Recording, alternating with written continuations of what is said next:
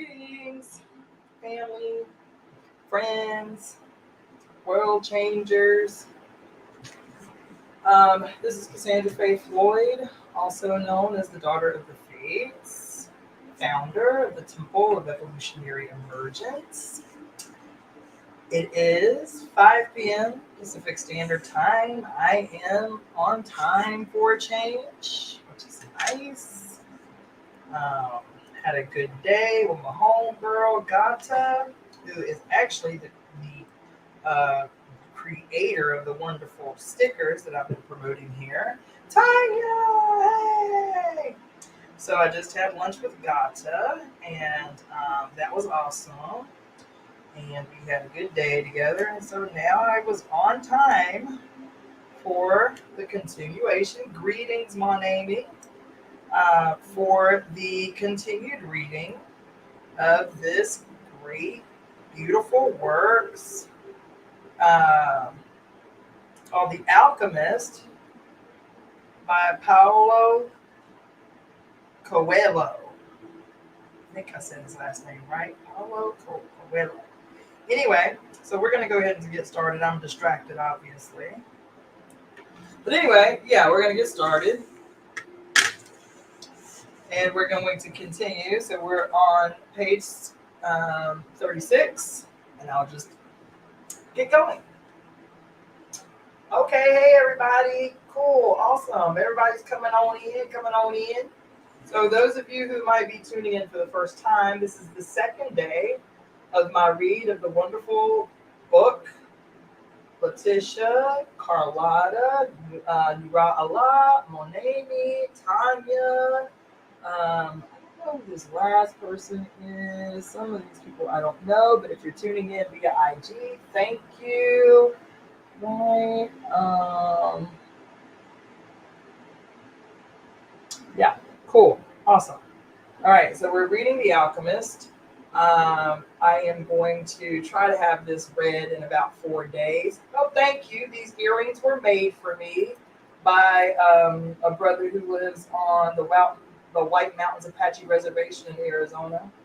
Yeah, he made these customized for me. Awesome. Thank you. So anyway, all right, cool. So everybody's coming in. I am just going to begin. How strange Africa is, thought the boy. He was sitting in a bar very much like the other bars he had seen along the nearer streets of Tangier. Some men were smoking from a gigantic pipe that they had passed from one to another. In just a few hours, he had seen men walking hand in hand, women with their faces covered, and priests that climbed the tops of towers and chanted, as everyone about him went to their knees and placed their foreheads to the ground. A practice of infidels, he said to himself. As a child in church, he had always looked at the image of Saint Santiago Montemoris, on his white horse, his sword unsheathed, and figures such as these kneeling at his feet. The boy felt ill and terribly alone. The infidels had an evil look about them. Besides this, the rush of his travels he had forgotten a detail, just one detail, which would keep him from his treasure for a long time. Only Arabic was spoken in this country. The owner of the bar approached him, and the boy pointed to a drink that had been served at the next table. It turned out to be a bitter tea. The boy preferred wine, but he didn't need to worry about that right now. What he had to be concerned about was his treasure and how he was going to go about getting it. The sale of his sheep had left him with enough money in his pouch, and the boy knew that in money there was magic. Whoever has money is never really alone. Before long, maybe in just a few days, he would be at the pyramids. An old man with a breastplate of gold wouldn't have lied just to acquire 6 sheep. The old man had spoken about signs and omens, and as the boy was crossing the strait, he had thought about omens.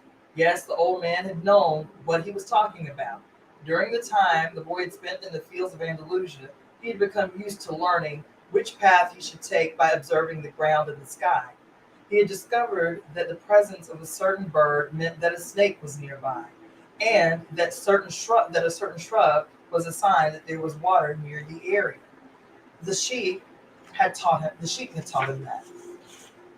If God leads the sheep so well, he will also lead a man, he thought.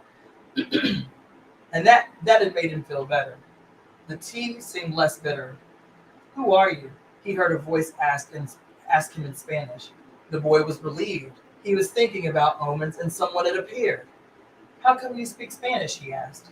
The new arrival was a young man in Western dress, but the color of his skin suggested he was from this city. He was about the same age and same height as the boy. Almost everyone here speaks Spanish. We're only 2 hours from Spain. Sit down and let me treat you to something, said the boy, and asked for a glass of wine for me. I hate tea. There is no wine in this country, the young man said. The religion here forbids it. The boy told him then that he needed to go to the pyramids. He almost began to tell about his treasure, but decided not to do so. If he did, it was possible that the Arab would want a part of his payment. He would want a part of it as payment for taking him there. He remembered what the old man had said about offering something you didn't even have yet. I'd like you to take me there if you can. I can pay you to serve as my guide. Do you have any idea how to get there? The newcomer asked. The boy noticed that the owner of the bar stood nearby, listening attentively to their conversation. He felt uneasy at the man's presence, but he had found a guide and didn't want to miss out on an opportunity. You have to cross the entire Sahara Desert, said the young man, and to do that you need money. I need to know whether you have enough. The boy thought it a strange question, but he trusted in the old man who had said that when you really want something, the universe always conspires in your favor. The boy thought, let's see, he took his money. He took his money from his pouch and showed it to the young man. The owner of the bar came over and looked as well. The two men exchanged some words in Arabic, and the bar owner seemed irritated. Let's get out of here, said the new arrival. He wants us to leave. The boy was relieved. He got up to pay the bill, but the owner grabbed him and began to speak to him in an angry stream of words. The boy was strong and wanted to retaliate, but he was in a foreign country. His new friend pushed the owner aside and pulled the boy outside with him. He wanted your money, he said. Tangier is not like the rest of Africa. This is a port, and every port has its thieves. The boy trusted his new friend. He had helped him out in a dangerous situation. He took out his money and counted it. We could get to the pyramids by tomorrow, said the other, taking the money. But I have to buy two camels.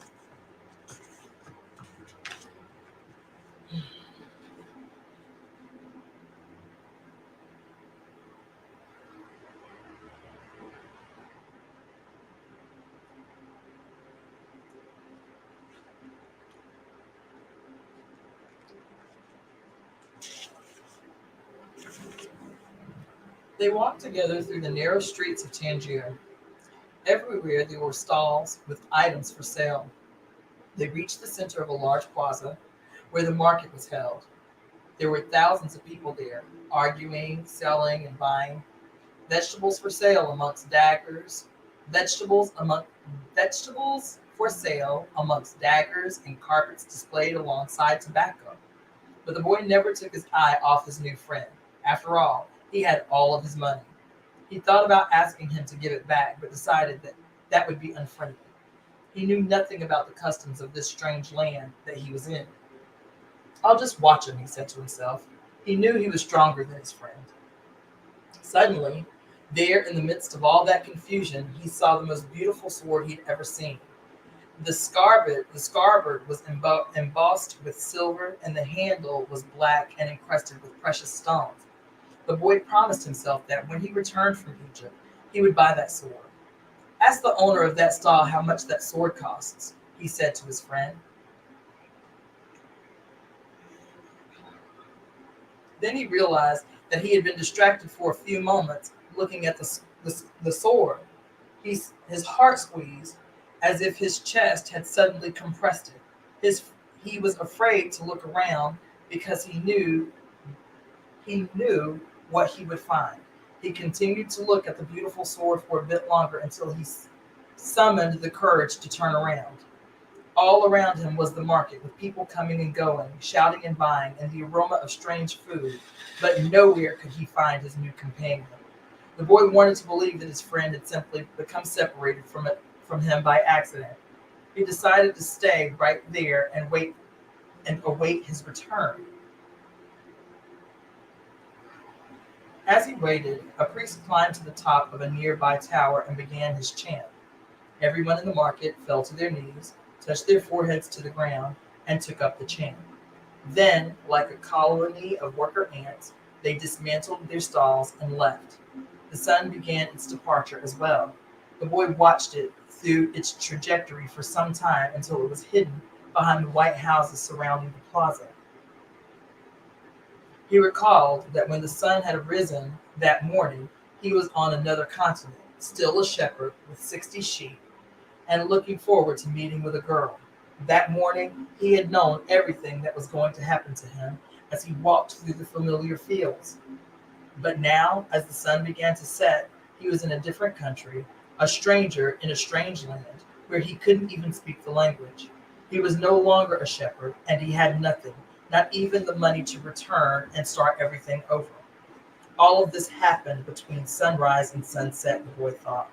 He was feeling sorry for himself and lamenting the fact that his life could have changed so suddenly and so drastically.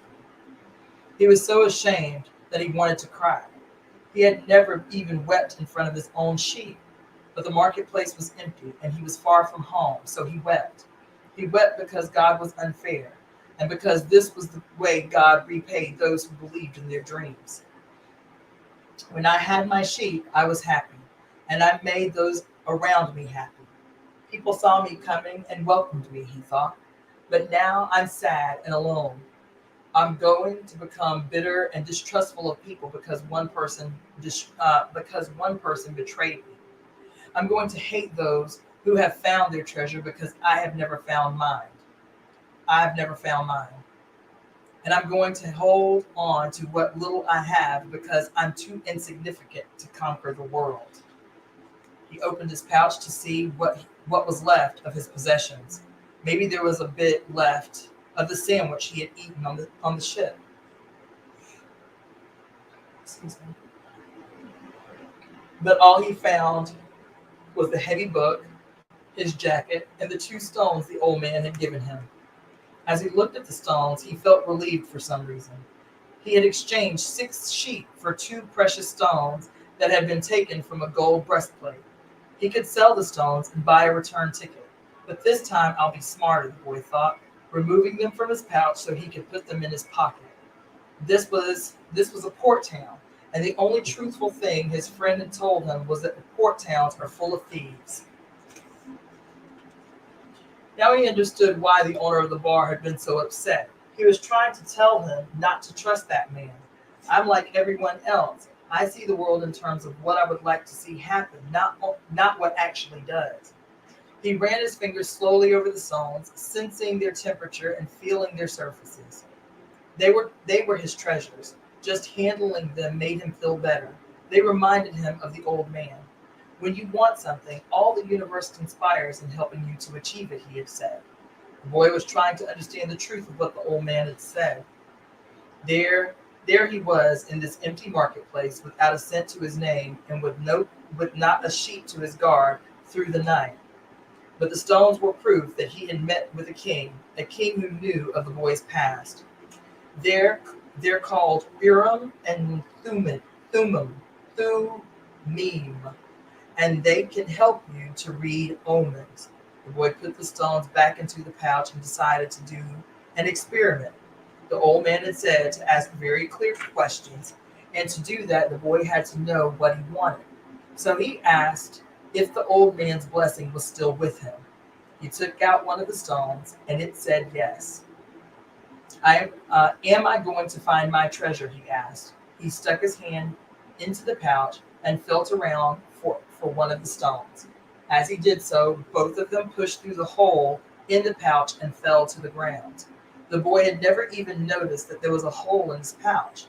He knelt down to found Urim and Thummim and put them back in his pouch. But as he saw them lying up there on the ground, another phrase came to his mind. Learn to recognize omens and follow them, the old king had said. An omen, the boy smiled to himself.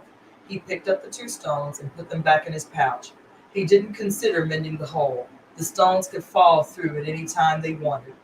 He had learned that there were certain things one shouldn't ask about, so as to not flee from one's own personal legend.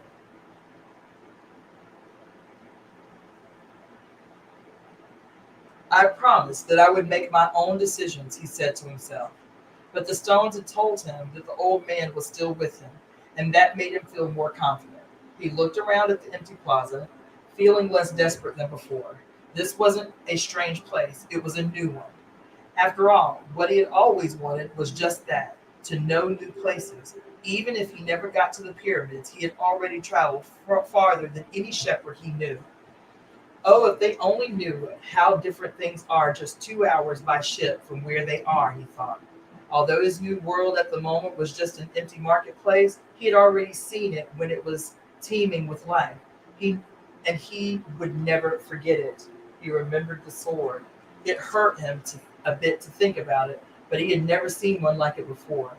He, as he mused about these things, he realized that he had to choose between thinking of himself as the poor victim of a thief and as the adventurer in a quest for his treasure. I am an adventurer looking for treasure, he said to himself. He was shaken into wakefulness by someone. He had fallen asleep in the middle of the marketplace, and life in the plaza was about to resume. Looking around, he saw his sheep and then realized that he was in a new world. But instead of being saddened, he was happy. He no longer had to seek out food and water for the sheep. He could go in search of his treasure instead. He had not a cent in his pocket, but he had faith. He had decided the night before that he would be as much an adventurer as the ones he had admired in the books. He walked slowly through the marketplace. The merchants were assembling their stalls, and the boy helped a candy seller to do this. The candy seller had a smile on his face.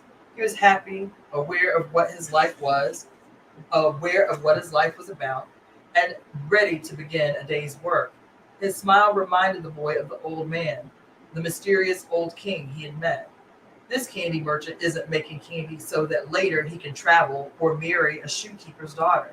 He's doing it because it's what he wants to do, thought the boy. He realized that he could do the same thing the old man had done, since whether a person was near to or far from his personal legend. Just by looking at them, it's easy. Um, let's see. He realized that he could do the same thing that the old man had done, since whether a person was near to or far from his personal legend. Just by looking at them, it's easy, and yet I've never done it before, he thought. When the stall was assembled, the candy seller offered the boy the first sweet he had made for the day. The boy thanked him, ate it, and went on his way.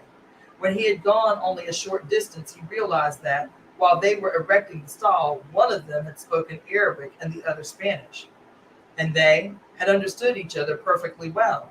There must be a language that doesn't depend on words, the boy thought. I've already had that experience with my sheep, and now it's happening with people. He was learning a lot of new things. Some of them were things, excuse me. Some of them were things that he had already experienced and weren't really new, but that he had never perceived before. And he hadn't perceived them because he had become accustomed to them. He realized, if I can learn to understand this language without words, I can learn to understand the world. Relaxed and unhurried, he resolved that he would walk through the narrow streets of Tangier. Only in that way would he be able to read the omens. He knew it would require a lot of patience, but shepherds know all about patience. Once again, he saw that in that strange land, he was applying the same lessons he had learned with his sheep. All things are one, the old man had said. The crystal merchant awoke with the day and felt the same anxiety that he had felt every morning. He had been in the same place for 30 years, a shop at the top of the hilly street where few customers passed. Now it was too late to change anything. The only thing he had ever learned to do was to buy and sell crystal glassware. There, there had been a time when many people knew of this shop: Arab merchants, French and English geologists, German soldiers who were always well heeled. In those days, it had been wonderful to be selling crystal, and he had thought how he would become rich and have beautiful women at his side as he grew older. But as time passed, Tangier had changed. The nearby city of Huta had grown faster than Tangier, and business had fallen off. Neighbors moved away, and there remained only a few small shops on the hill, and no one was going to climb the hill just to browse through a few small shops. But the crystal merchant had no choice. He had lived 30 years of his life buying and selling crystal pieces, and now it was too late to do anything else. He spent the entire morning observing the inferent comings and goings in the street. He had done this for years and knew the schedule of everyone who passed. But just before lunchtime, a boy stopped in front of the shop. He was dressed normally, but the practiced eyes of the crystal merchant could see that the boy had no money to spend. Nevertheless, the merchant decided to delay his lunch for a few minutes until the boy moved on.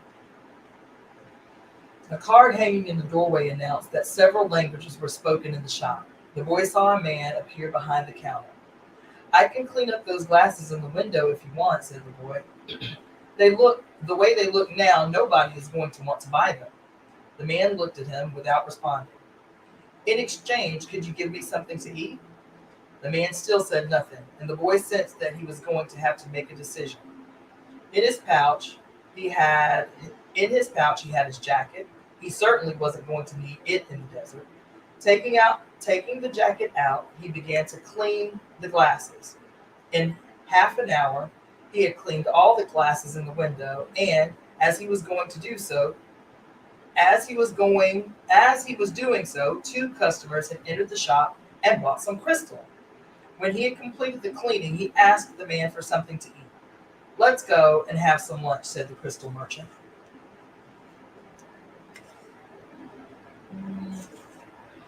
He put a sign on the door, and they went to a small cafe nearby. As they sat down at the only table in the place, the crystal merchant laughed. "You didn't have any you didn't have to do any cleaning," he said. "The Koran requires me to feed a hungry person." "Well then, why did you let me do it?" the boy asked. "Because the crystal was dirty, and both you and I needed to cleanse our minds of negative thoughts." When they had eaten, the merchant turned to the boy and said, "I'd like you to work in my shop. Two customers came in today while you were working, and that's a good omen." People talk a lot about omens, thought the shepherd, but they really don't know what they're saying. Just as I had realized that for so many years, I had been speaking a language without words to my sheep. "Do you want to go to work for me?" the merchant asked. "I can work for the rest of the day," the boy answered. "I'll work all night until dawn, and I'll clean every piece of crystal in your shop. In return, I need money to get to Egypt tomorrow." The merchant laughed. Even if you cleaned my crystal for an entire year, even if you earned a good commission selling every piece, you would still have to borrow money to get to Egypt. There are thousands of kilometers of desert between here and there." There was a moment of silence so profound that it seemed the city was asleep. No sound from the bazaars, no arguments among the merchants, no men climbing to the towers to chant. No hope, no adventure, no old kings or personal legends, no treasure, and no pyramids. It was as if the world had fallen silent because the boy's soul had. He sat there, staring blankly through the door of the cafe, wishing that he had died, and that everything would end forever at that moment. The merchant looked anxiously at the boy. All the joy he had seen that morning had suddenly disappeared. "I can give you the money you need to get back to your country, my son," said the crystal merchant. The boy said nothing. He got up, adjusted his clothing, picked up his pouch. "I'll work for you," he said. And after another long silence, he added, I need money to buy some sheep. Part 2.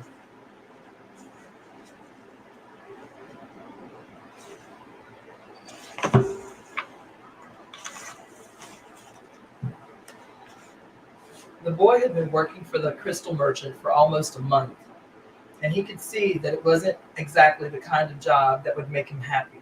The merchant spent the entire day mumbling behind the counter, telling the boy to be careful with the pieces and not to break anything. But he'd stayed with the job because the merchant, although he was an old grouch, treated him fairly. The boy received a good commission for each piece he sold, and he had already been able to put some money aside. That morning, he had done some calculating. If he continued to work every day as he had been, he would need a whole year to be able to buy some sheep. I'd like to build a display case for the crystal, the boy said to the merchant. We could we could place it outside and attract those who pass at the bottom of the hill. I've never had one before, the merchant answered. People will pass by and bump into it, and pieces will be broken.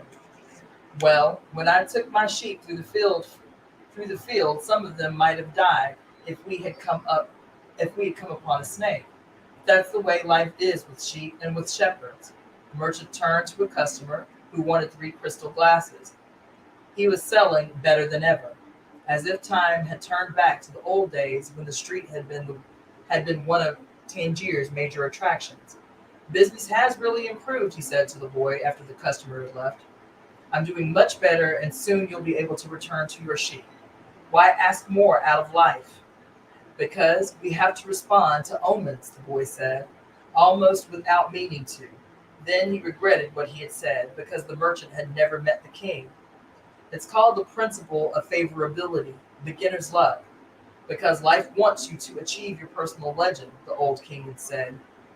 The merchant understood what the boy had said. The boy's very presence in the shop was an omen, and as time passed and money was pouring into the cash drawer, he had no regrets about having hired the boy. The boy was being paid more money than he deserved because the merchant, thinking that sales wouldn't amount to much, had offered the boy a high commission rate. He had assumed that he would soon return to his sheep. Why did you want to get to the pyramids? He asked. To get away from the business of the display. Because I've always heard about them, the boy answered, saying nothing about his dream. The treasure was now nothing but a painful memory, and he had tried to avoid thinking about it. I don't know anyone around here who would want to cross the desert just to see the pyramids, said the merchant. They're just a pile of stones. You could build one in your backyard. You've never had dreams of travel, said the boy, turning to wait on a customer who had entered the shop. 2 days later, the merchant spoke to the boy about the display. I don't much like change, he said. You and I aren't like Hassan, the rich merchant. If he makes a buying mistake, it doesn't affect him that much. But we two have to live we have to live with our mistakes. That's true enough, the boy thought ruefully. Why did you think we should have a display? I want to get back to my sheep faster. We have to take advantage when luck is on our side and do as much to help it as it's doing to help us. It's called the principle of favorability, beginner's luck. The merchant was silent for a few moments. Then he said, the prophet gave us the Quran and left us just 5 obligations to satisfy during our lives. The most important is to believe only in the one true God. The others are to pray 5 times a day, fast during Ramadan, and to be charitable to the poor. He stopped there, his eyes filled with tears as he spoke of the prophet. He was a devout man, and even with all his impatience, he wanted to live his life in accordance with the Muslim law. What's the 5th obligation? The boy asked. 2 days ago, you said that I had never dreamed of travel, the merchant answered. The 5th obligation of every Muslim is a pilgrimage. We are obliged at least once in our lives to visit the holy city of Mecca. Mecca is a lot further away than the pyramids. When I was young, all I wanted to do was put together enough money to start this shop. I thought that someday I'd be rich and I could go to Mecca. I began to make some money, but I could never bring myself to leave someone in charge of the shop. The crystals are delicate things. At the same time, people were passing my shop all the time, heading for Mecca. Some of them were rich pilgrims traveling in caravans with servants and camels, but most of the people making the pilgrimage were poorer than I. All who went there were happy at having done so. They placed the symbols of the pilgrimage on the doors of their houses. One of them, a cobbler who made his living mending boots, said that he had traveled for almost a year through the desert, but that he got more tired when he had walked through the streets of Tangier buying his leather. Well, why don't you go to Mecca now? Asked the boy. Because it's the thought of Mecca that keeps me alive. That's what helps me face these days that are all the same. These mute crystals on the shelves, and lunch and dinner at the same horrible cafe. I'm afraid that if my dream is realized, I'll have no reason for it to go on living.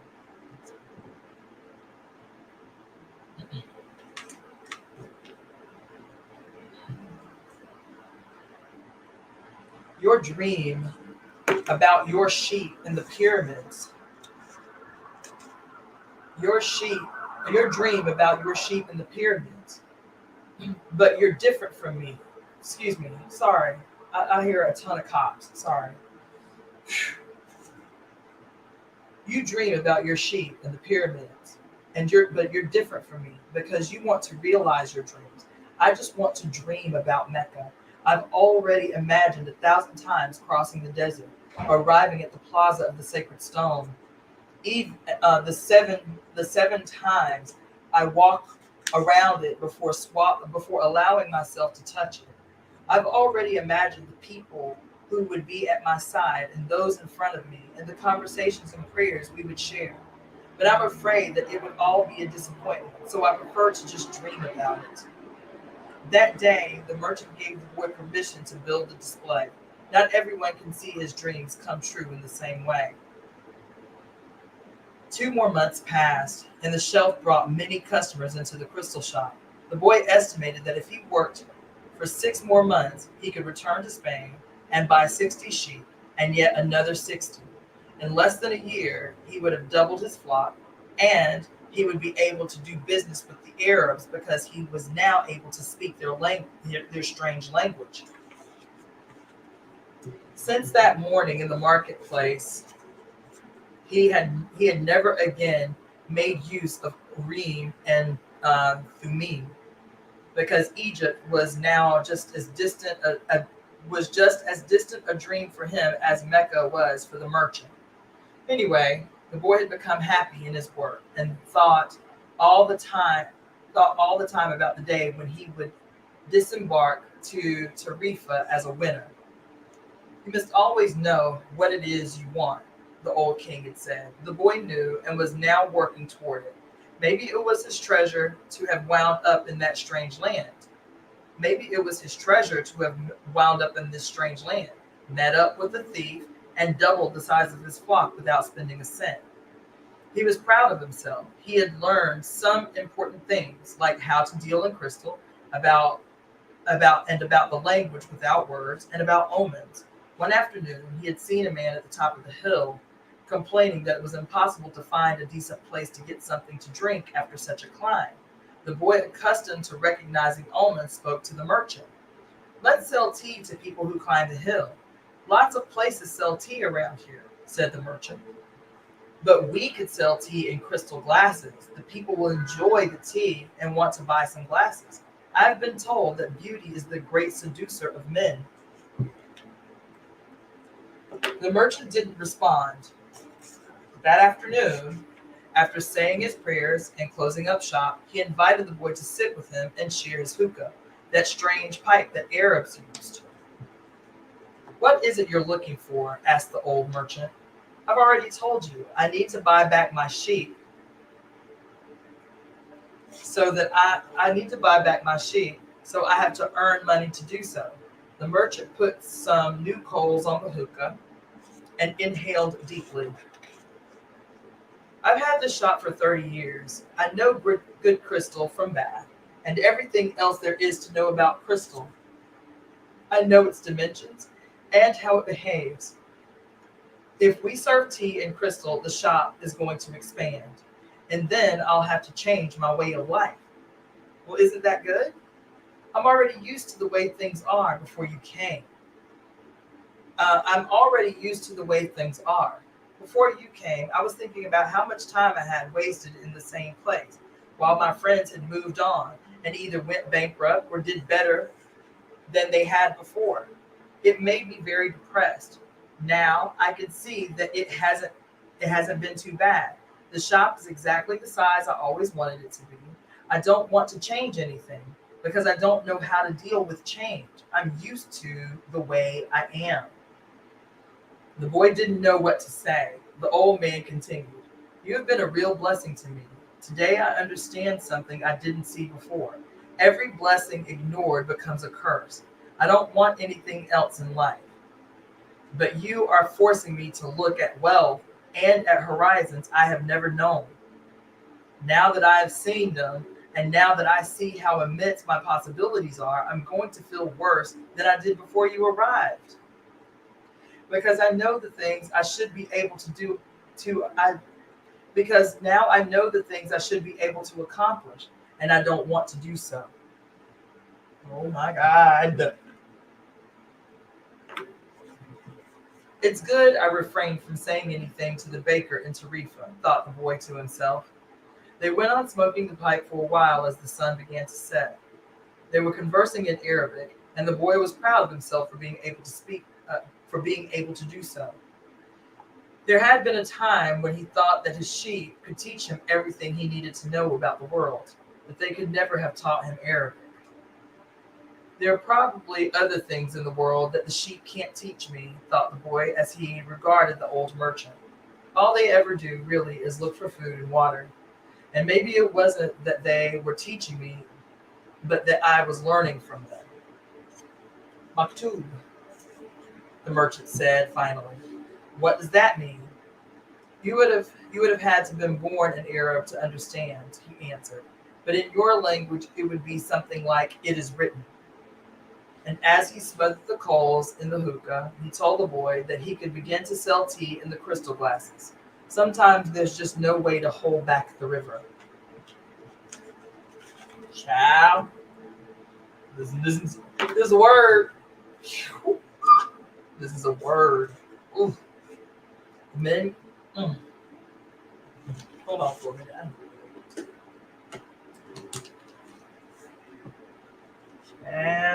Child.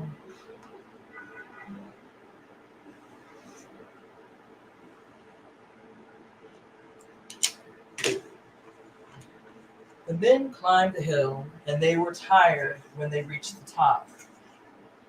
But there they saw a crystal shop that offered refreshing mint tea. They went in to drink the tea, which was served in beautiful crystal glasses. "My wife never thought of this," said one, and he bought some crystal. He was entertaining guests that night, and the guests would be impressed by the beauty of the glassware. The other man remarked that the tea was always more delicious when it was served in crystal because the aroma was retained. The third said that it was a tradition in the Orient to use crystal glasses for tea because it had magical powers. Before long, the news had spread, and a great many people began to climb the hill to see the crystal shop that was doing something new in a trade that was so old. Other shops were open that served tea and crystal, but they weren't at the top of the hill, and they had little business. Eventually, the merchant had to hire two more employees. He began to import enormous quantities of tea along with his crystal, and his shop was sought out by men and women with a thirst for things new. Oh, and in that way, the months passed. Child, child, I don't know if y'all know this is a word. Oh my God, I'm having a moment. Yo. Oh. Oh. Oh. Oh. Child, I am having a moment. Oh. Hold on, give me a second.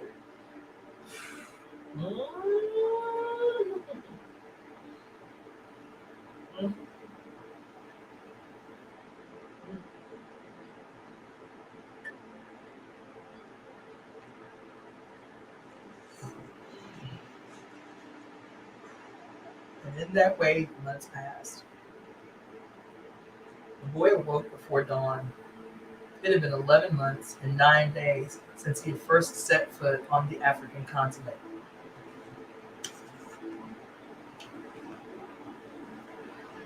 He dressed in his Arabian clothing of white linen, bought especially for this day. He put his headcloth in place and secured it with a ring made of camel skin. Wearing his new sandals, he descended the stairs silently. The city was still sleeping. He prepared himself a sandwich and drank some hot tea from the crystal glass. Then he sat in the sun-filled doorway, smoking the hookah. He smoked in silence, thinking of nothing, and listening to the sound of the wind that brought the scent of the desert. When he had finished his smoke, he reached into one of his pockets and sat there for a few moments, regarding what he had withdrawn. It was a bundle of money, enough to buy himself 120 sheep, a return ticket, and a license to import products from Africa into his own country. He waited patiently for the merchant to awaken and open the shop. Then the two went off to have some more tea. "I'm leaving today," said the boy. "I have the money I need to buy my sheep, and you have the money you need to go to Mecca." The old man said nothing. "Will you give me your blessing?" asked the boy. "You have helped me." The man continued to prepare his tea and say nothing. Then, uh, then he turned to the boy. "I am proud of you," he said. "You brought a new feeling into my crystal shop. But you know that I am not going to go to Mecca. I am not going to go to Mecca, just as you know that you are not going to buy your sheep." "Who told you that?" asked the boy, startled. "Maktub," said the old crystal merchant, and he gave the boy his blessing. The boy went to his room and packed his belongings. They filled 3 sacks. As he was leaving, he saw, in the corner of the room, his old shepherd's pouch. It was bunched up, and he had hardly thought of it for a long time. As he took his jacket out of the pouch, thinking to give it to someone on the street, the 2 stones fell out on the floor, Urim and Thummim. It made the boy think of the old king, and it startled him to realize how long it had been since he had thought of him. For nearly a year, he had been working incessantly, thinking only of putting aside enough money so that he could return to Spain with pride.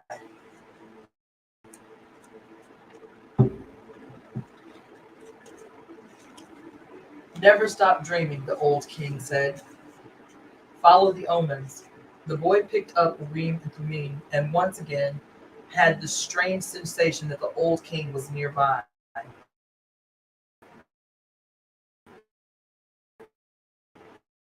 He had worked hard for a year, and the omens were that it was. "I'm going to go back to doing just what I did before," the boy thought, "even though the sheep didn't teach me to speak Arabic.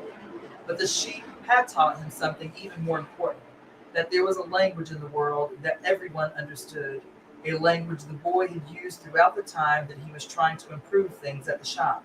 It was the language of enthusiasm, of things accomplished with love and purpose, and as part of a search for something believed in and desired. Tangier was no longer a strange city, and he had felt that just as he had conquered this place, he could conquer the world. "When you want something, all the universe conspires to help you achieve it," the old king had said.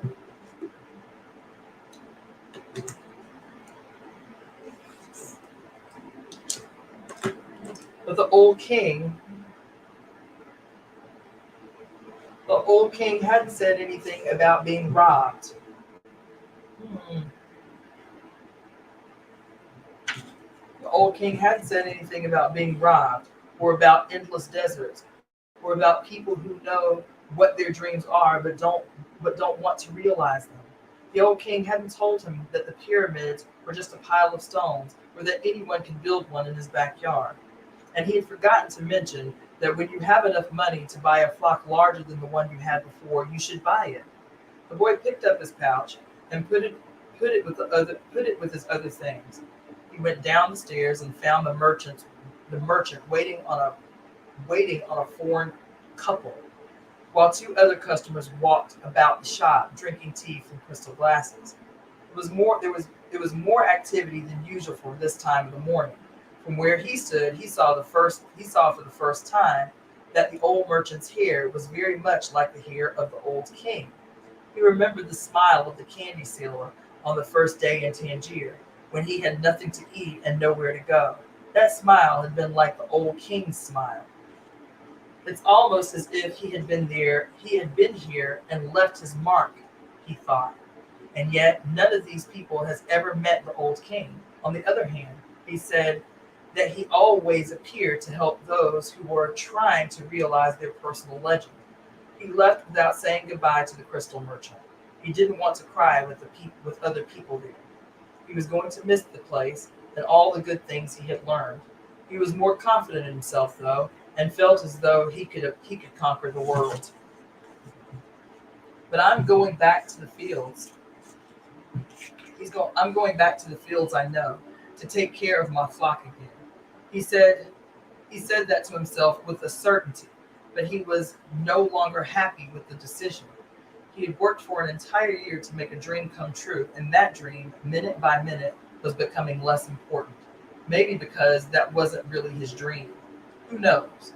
Maybe it's better to be like the crystal merchant, never go to Mecca, and just go through life wanting to do so, he thought, again trying to convince himself. But as he held Urim and Thummim in his hand, they had transmitted to him the strength and the will of the old king. By coincidence, or maybe it was by an omen, the boy thought, he came to the bar he had entered on his first day there. The thief wasn't there, and the owner brought him a cup of tea. I can always go back to being a shepherd, the boy thought. I learned how to care for sheep, and I haven't forgotten how that's done. But maybe I'll never have another chance to get to the pyramids in Egypt. The old man wore a breastplate of gold, and he knew about my past. He really was a king, a wise king. The hills of Andalusia were only 2 hours away, but there was an entire desert between him and the pyramids. Yet the boy felt that there was another way to regard his situation. He was actually 2 hours closer to his treasure. The fact that the 2 hours had stretched into an entire year didn't matter. I know why I want to go back to my flock, he thought. I understand sheep. They're no longer a problem, and they can be good friends. On the other hand, I don't know if the desert can be a friend, and it's in the desert that I have to search for my treasure. If I don't find it, I can always go home. I finally have enough money and all the time I need. Why not? He suddenly felt tremendously happy. He could always go back to being a shepherd. He could always become a crystal salesman again. Maybe the world had other hidden treasures, but he had a dream, and he had met with a king. That doesn't happen to just anyone.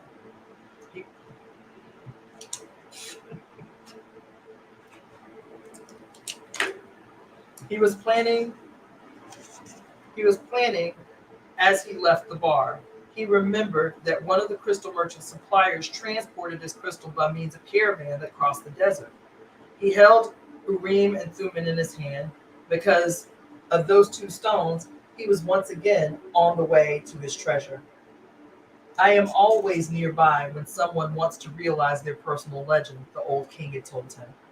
What could it cost to go over to the supplier's warehouse and find out if the pyramids were really that far away? The Englishman was sitting so pause. The Englishman was sitting on a bench in a structure that smelled of animals, sweat, and dust. It was part warehouse and part corral. I never thought I'd end up in a place like this, he thought, as he leafed through the pages of a chemical journal. 10 years at university, and here I am in a corral. But he had to move on. He believed in omens. He believed in omens. All of his life and all of his studies were aimed at finding the one true language of the universe. First, he had studied Esperanto, then the world's religions, and now it was alchemy. He knew how to speak Esperanto. He understood all the major religions well, but he wasn't yet an alchemist. He had unraveled the truths behind important questions, but his studies had taken him to a point beyond which beyond which he could not seem to go. He had tried in vain to establish a relationship with an alchemist, but the alchemists were strange people who thought only about themselves and almost always refused to help him. Who knows? Maybe they maybe they had failed to discover the secret of the master work, the philosopher's stone, and for this reason kept their knowledge to themselves. He had already spent much of the fortune left to him by his father, fruitlessly seeking the philosopher's stone. He had spent an enorm he had spent enormous amounts of time at the great libraries of the world and had purchased all the rarest and most important volumes on alchemy. In one, he had read that many years ago a famous Arabian alchemist had visited Europe. It was said that he was more than 200 years old and that he had discovered the philosopher's stone and the elixir of life. The Englishman had been profoundly impressed by the story, but he would never have thought it more than just a myth had not a friend of his returning from an archaeological expedition in the desert told him about an Arab that was possessed of exceptional powers. He lives in the he lives at the Al Fayoum oasis, his friend had said.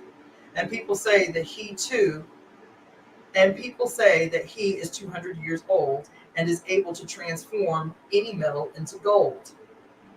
The Englishman, wow, the Englishman could not contain his excitement. He canceled all his commitments and pulled together the most important of his books. And now here he was, sitting inside a dusty, smelly warehouse. Outside, a huge caravan was being prepared for a crossing of the Sahara and was scheduled to pass through Al Fayoum. Um, going, I'm going to find that damn alchemist, the Englishman thought, and the odor of the animals became a bit more tolerable. A young Arab, also loaded down with baggage, entered and greeted the Englishman. "Where are you bound?" asked the young Arab. "I'm going into the desert," the man answered, turning back to his reading. He didn't want any conversation at this point. What he needed to do was review all he had learned over the years because the alchemist would certainly put him to the test. The young Arab took out a book and began to read. The book was written in Spanish. "That's good," thought the Englishman. He spoke Spanish better than Arabic. And if this boy was going to Al Fayoum, there would be someone to talk to when there were no other important things to do. "That's strange," said the boy, as he tried once again to read the burial scene that began the book. "I've been trying for 2 years to read this book, and I never get past these first few pages." Even without a king to provide an interpretation, he was unable to concentrate. He still had some doubts about the decision he had made, but he was able to understand one thing. Making a decision was only the beginning of things. When someone makes a decision, he is really diving into a strong current that will carry him to places he had never dreamed of when he first made the decision. "When I decided to seek out my treasure, I never imagined that I would wind up working in a crystal shop," he thought. "And joining this caravan may have been my decision, but where it goes is going to be a mystery to me. Where it goes is going to be a mystery to me." Nearby was the Englishman reading a book. He seemed unfriendly and had looked irritated when the boy had entered. They might even have become friends, but the Englishman closed off the conversation. The boy closed his book. He felt that he didn't want to do anything that might make him look like the Englishman. He took Urim and Thummim from his pocket and began playing with them. The stranger shouted, "Urim, Thummim!" In a flash, the boy put them back in his pocket. "They're not for sale," he said. "They're not worth much," the Englishman answered. "They're only made of rock crystal, and there are millions of rock crystals in the earth. But those who know about such things would know that those are Urim and Thummim. I didn't know that they had I didn't know that they had them in this part of the world. They were given to me as a present by a king, the boy said.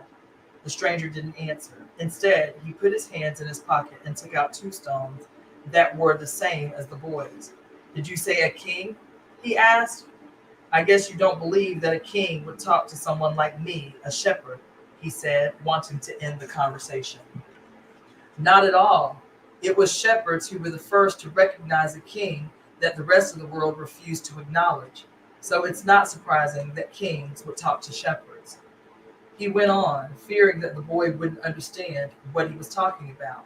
It's in the Bible, the same book that taught me about Urim and Thummim. These stones were the only these stones were the only form of divination permitted by God. The priest carried them in a golden breastplate. The boy was suddenly happy to be there at that warehouse. Maybe this is an omen, said the Englishman half aloud. Who told you about omens? The boy's interest was increasing by the moment.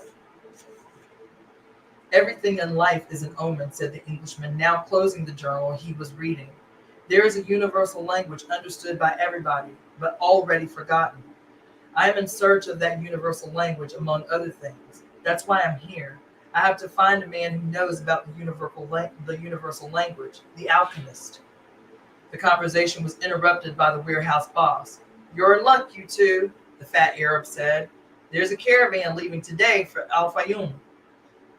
But I'm going to Egypt, the boy said. Al Fayoum is Egypt, said the Arab. What kind of Arab are you? That's a good luck omen, the Englishman said, after the fat Arab had gone out.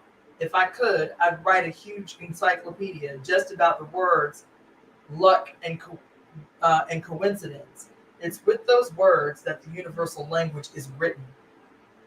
He told the boy it was no coincidence that he had met him with Urim and Thummim in his hand, and he asked the boy if he too were in search of the alchemist. I'm looking for a treasure, said the boy, and he immediately regretted having said it, but the Englishman appeared not to attach any importance to it. In a way, so am I, he said. I don't even know what alchemy is, the boy was saying, when the warehouse boss called them to come outside. I'm the leader of the caravan, said the dark-eyed bearded man. I hold the power of life and death for every person I take with me. The desert is a capricious lady, and sometimes she drives men crazy. There were almost 200 people gathered there and 400 animals, camels, horses, mules, and fowl. In the crowd were women, children, and a number of men with swords at their belts and rifles slung over their shoulders. The Englishman had several suitcases filled with books. There was a babble of noise, and the leader had to repeat himself several times for everyone to understand what he was saying. There were a lot of different people here, and each has his own God. But the only God I serve is Allah, and in his name I swear that I will do everything possible once again to win over the desert. But I want each and every one of you to swear by the God you believe in that you will follow my orders no matter what. In the desert, disobedience means death. There was a murmur from the crowd. Each was swearing quietly to his or her own God. The boy swore to Jesus Christ. The Englishman said nothing, and the murmur lasted longer than a simple vow would have. The people were also praying to heaven for protection. A long note was sounded on a bugle, and everyone mounted up. The boy and the Englishman had bought camels and climbed uncertainly onto their backs. The boy felt sorry for the Englishman's camel, loaded down as he was with the cases of books. There's no such thing as coincidence, said the Englishman, picking up the conversation where it had been interrupted in the warehouse. I'm here because a friend of mine heard of an Arab who, but the caravan began to move, and it was impossible to hear what the Englishman was saying. The boy knew what he was about to describe, though, the mysterious chain that links one thing to another, the same chain that had caused him to become a shepherd, that had caused his recurring dream, that had brought him to a city near Africa to find a king and to be robbed in order to meet a crystal merchant, and The closer one gets to realizing his personal legend, the more that personal legend becomes his true reason for being, thought the boy. The caravan moved toward the east. It traveled during the morning, halted when the sun was at its strongest, and resumed late in the afternoon. The boy spoke very little with the Englishman, who spent most of his time with his books. The boy observed in silence the progress of the animals and people across the desert. Now everything was quite different from how it was the day that they had set out. Then there had been confusion and shouting, the cries of children and the whining of animals, all mixed with the nervous orders of the guides and the merchants. But in the desert, there was only the sound of the eternal wind and the hoofbeats of the animals. Even the guides spoke very little to one another. Hmm. I've crossed these sands many times, said one of the camel drivers one night. Said one of the camel drivers one night.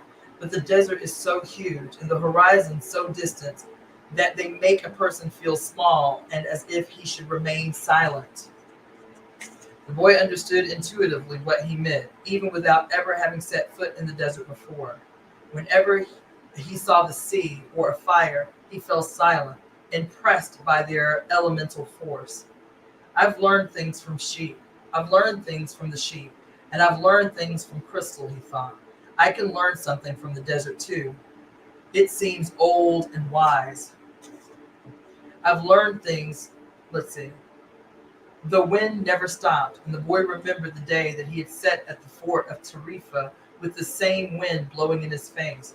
It reminded him of the wool from his sheep who were now seeking food and water in the fields of Andalusia as they always had. They're not my sheep anymore, he said to himself without nostalgia. They must be used to their they must be used to their new shepherd, and have probably already forgotten me. That's good. Creatures like the sheep that are used to traveling know about moving on. He thought of the merchant's daughter and was sure that she had probably married, perhaps to a baker or to another shepherd who could read and tell her exciting stories. After all, he probably wasn't the only one. He was excited at his intuitive understanding of the camel driver's comment. Maybe he was also learning the universal language that deals with the past and with the present of all people. Hunches, his mother used to call them. The boy was beginning to understand the intuition that intuition is really a sudden immersion of the soul into the universal current of life, where the histories of all people are connected, and we are all able to know everything because it's all written there. Maktub, the boy said, remembering the crystal merchant. The desert was all sand. The desert was all sand in some stretches and rocky in others. The caravan was blocked by a boulder. It had to go around. The caravan was blocked by a boulder. It had to go around it. If there was a large rocky area, they had to make a major detour. If the sand was too fine for the animals' hooves, they sought a way where the sands were more substantial. In some places, the ground was covered with the salt of dried up lakes. The animals balked at such places, and the camel drivers were forced to dismount and unburden their charges. The drivers carried the freight themselves over such treacherous footing, and then reloaded the camels. If a guide were to fall ill or die, the camel drivers would draw lots and appoint a new one. But all this happened for one basic reason. No matter how many detours or adjustments it made, the caravan moved toward the same compass point. Once obstacles were overcome, it returned to its course, sighting on a star that indicated the location of the oasis. When the people saw that star shining in the morning sky, they knew they were on the right course toward water, palm trees, shelter, and other people. It was only the Englishman who was unaware of all of this. He was, for the most part, immersed in reading his books. The boy, too, had his book, and he tried to read it during the few days of the journey, but he found it much more interesting to observe the caravan and listen to the winds. As soon as he had learned to know his camel better and to establish a relationship with him, he threw the book away. Although the boy had developed a superstition that each time he opened the book, he would learn something important, he had decided it was an unnecessary burden. He became friendly with the camel driver who had traveled alongside him. At night, as they sat around the fire, the boy related to the driver his adventures as a shepherd. During one of these conversations, the driver told of his own life. I used to live near El Karoum, he said. I had my orchard, I had children, and a life that would change not at all until I died. One year, when the crop was the best ever, we all went to Mecca, and I satisfied the only unmet obligation in my life. I could die happily, and that made me feel good. One day, the earth began to tremble, and the Nile overflowed its banks. It was something that I, it was something that I thought could happen only to others, never to me. My neighbors feared they would lose all their olive trees in the flood, and my wife was afraid that we would lose our children. I thought that everything I owned would be destroyed. The land was ruined, and I had to find some other way to earn a living. So now I am a camel driver. But that disaster taught me to understand the word of Allah. People need not fear the unknown if they are capable of achieving what they need and want. We are afraid of losing what we have, whether it's our life or our possessions and property. But this fear evaporates when we understand that our life stories and the history of the world were written by the same hand. Sometimes their caravan met with another. One always had something that the other needed, as if everything were indeed written by one hand. As they sat around the fire, the camel drivers exchanged information about windstorms and told stories about the desert. At other times, mysterious hooded men would appear. They were Bedouins who did surveillance along the caravan route. They provided warnings about thieves and barbarian tribes. They came in silence and departed the same way, dressed in black garments that showed that only their eyes. One night, the camel driver came to the fire where the Englishman and the boy were sitting. There are rumors of tribal wars, he told them. The three fell silent. The boy noted that there was a sense of fear in the air, even though no one had said anything. Once again, he was experiencing the language without words, the universal language. The Englishman asked if they were in danger. Once you get into the desert, there's no going back, said the camel driver. And when you go back, you have to worry only about the best way of moving forward. The rest is up to Allah, including danger. He concluded by saying the mysterious word maktub. You should pay more attention to the caravan, the boy said to the Englishman, after the camel driver had left. We make a lot of detours, but we're always heading for the same destination. You ought to read more about the world, answered the Englishman. Books are like the caravans in that respect. The immense collection of people and animals begin to travel faster. The days had always been silent, but now even the night, when the travelers were accustomed to talking around fires, had also become quiet. And one day, the leader of the caravan made the decision that the fire should no longer be lighted so as to not attract attention to the caravan. The travelers adopted the practice of arranging the animals in a circle at night, sleeping together in the center as protection against the nocturnal cold. The leader posted armed sentinels at the fringes of the group. The Englishman was unable to sleep one night. He called to the boy, and they took a walk along the dunes surrounding the encampment. There was a full moon, and the boy told the Englishman the story of his life. The Englishman was fascinated with the part about the progress achieved at the crystal shop after the boy began working there. That's the principle that governs all things, he said. In alchemy, it's called the soul of the world. When you want something with all your heart, that's when you are the closest to the soul of the world. It's always a positive force. And we're going to end there. Because, again, I have a client, and so I have to switch brains and get prepared to treat this person. So we're going to stop there, and I will pick up the read of The Alchemist on Monday, because tomorrow at 11 a.m. Pacific Standard Time is going to be the temple service of the Temple of Evolutionary Emergence. That is from 11 to 1 a.m. So I will ask that you join live for the temple service. I haven't still determined what I'm gonna do, what I'm gonna present on tomorrow. It will come to me. I'll probably do ceremony tonight and decide tonight what I'm going to talk to you about. In the meantime, that will be happening tomorrow at 11 a.m. For those that may be interested, I've already had a couple people reach out about receiving your Jesus Was Trash Too bumper sticker, the first radical propaganda of the Temple of Evolutionary Emergence. And so I'm going to be sending this out. Like I said, if you want to stack these Jesus Was Trash Too to share with your friends and fellow evolutionaries, then you can email me at releaseheartcenter@gmail.com, and I will give you the information. All I'm asking is that you pay for the postage, and I'll send you, a few of these, 4 or 5 of these. You just handle the postage, and I'll ship these out as soon as we, decide.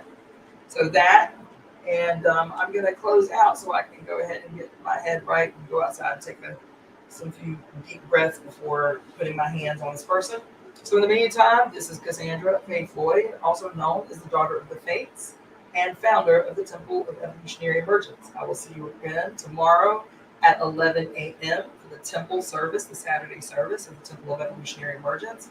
And I will see you again on Monday with the continued reading of the wonderful work by Paulo Coehlo, The Alchemist. All right. Thanks again for tuning in, and I will see you again later.